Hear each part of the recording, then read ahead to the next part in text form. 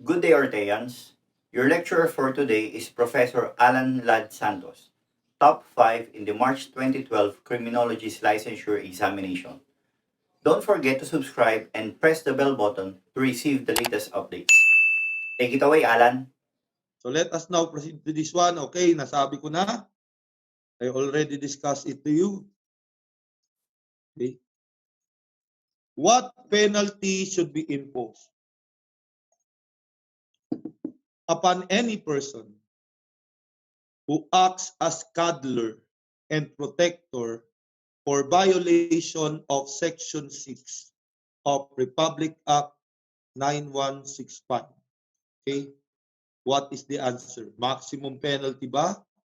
Reclusion per temporal ba? Reclusion perpetua ba? Or prison mayor? Okay? Alam natin yung answer na yan, di ba? So, ito yung ating gustong mabago sa ating batas. Okay? So, ito ang gusto nating mabago. Actually, may mga bagong batas na ipatupad, pero hindi ito ang inamend. Ang inamend yung Section 21. Okay, yung Section 21. So, mamaya I will discuss that, no? Kung anong batas 'yon. So, yung inamend doon yung Section 21 about the inventory, the handling, yun lang ang inamend. Okay? So, pero hindi inamend dito. Yun ang gusto ko ma-amend, no? Itong part na to na sana, di ba? Kung financier ka, kung ikaw ay gumamit ng minor, okay, kapag may namatay, no? Dapat pati kung coddler ka, pare-parehas kayong maximum penalty dapat. Okay. So take note of that. Let us now proceed to number 38. Okay. What is the imprisonment involved for violation of Section 7? Section 7 naman tayo. Kanina Section 6 tayo. Okay, Section 7 naman tayo, guys. What is the answer?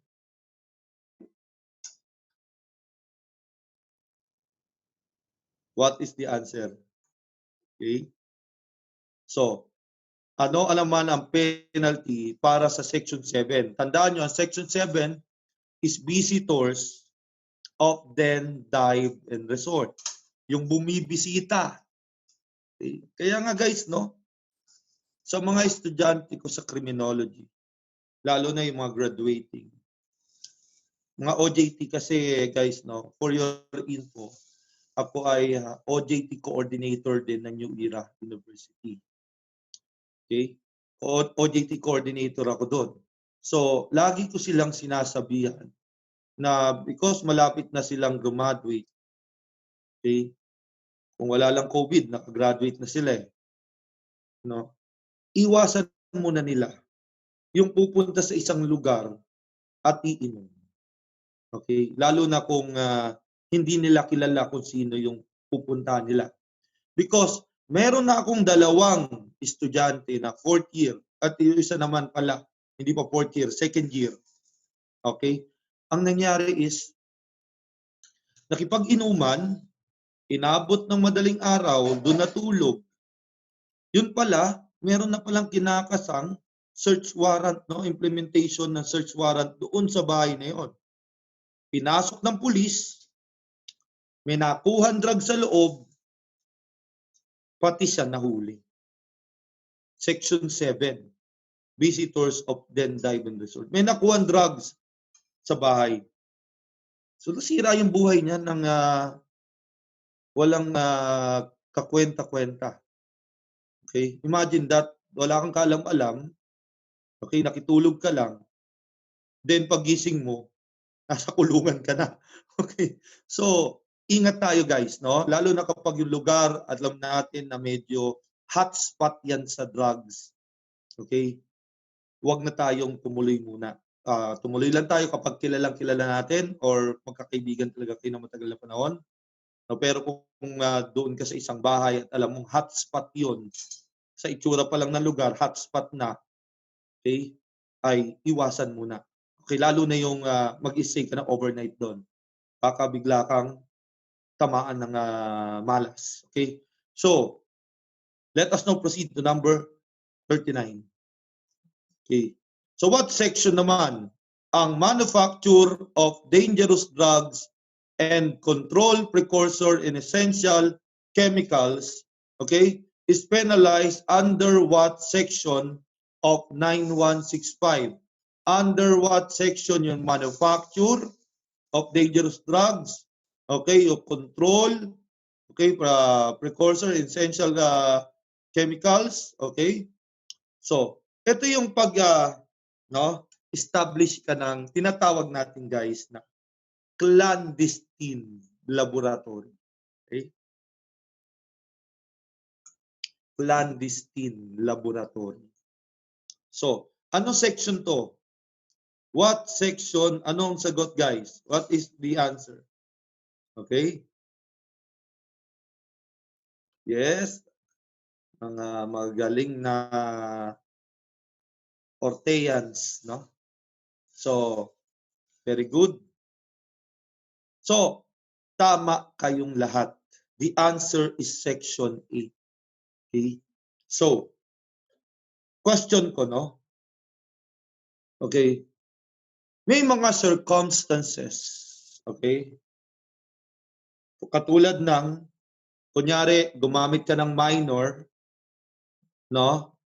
As an employee mo o tao mo sa clandestine laboratory. Isa sa mga circumstances yon. Or yung clandestine laboratory mo ay within 100 meters ng church, okay, school and other institutions. Okay, within 100 meters. Okay? Or gumamit ka, okay, ng isang expert like chemist, no? Chemist. Gumamit ka ng chemist, no, for the manufacturing of drugs. Okay? Or meron kang legitimate business as a front ng yung clandestine laboratory.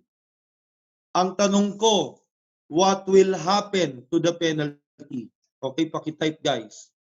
Kung gumamit ka ng minor or kung within 100 meters, okay? Or kung gumamit ka ng mga expert, meron kang chemist doon, or no, may front ka na legitimate business, okay? Yes, no.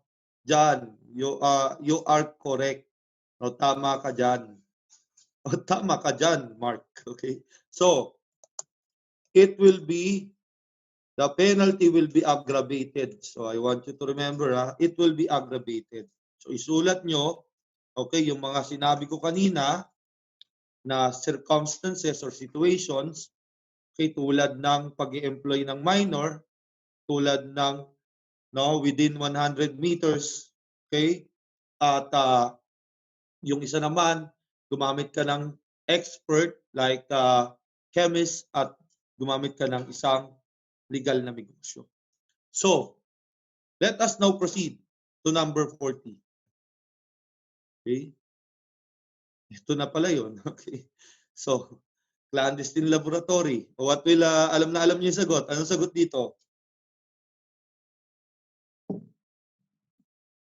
So, what is the answer for this one, guys? Okay? If the clandestine laboratory is being concealed with legitimate business, okay, what happened to the penalty? Okay? So, na-discuss ko na, guys. The answer is it will aggravate the penalty, or the penalty will be aggravated. Okay? So, the answer is Charlie. Okay?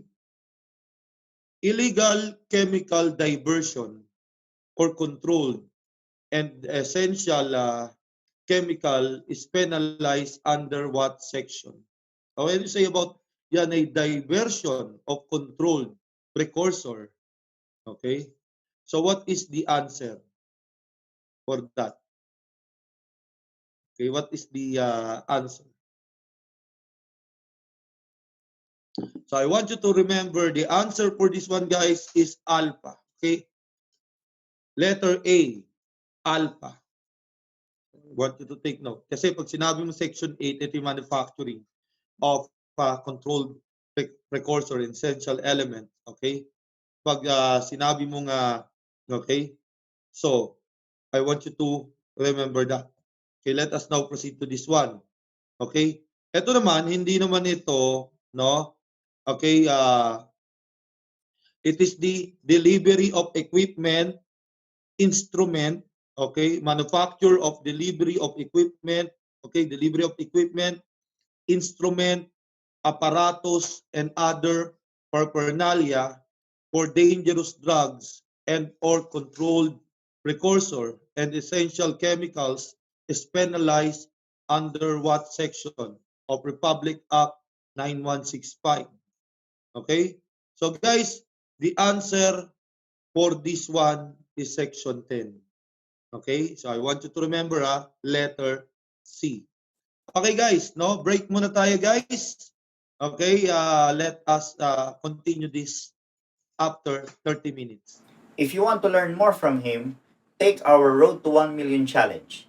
If this channel hits 1 million subscribers, we will release the rest of his lectures. Or you can watch the rest of his lectures now by enrolling in Ortea Criminology Review. Just message us on our Facebook account for more details. See you soon, Orteans!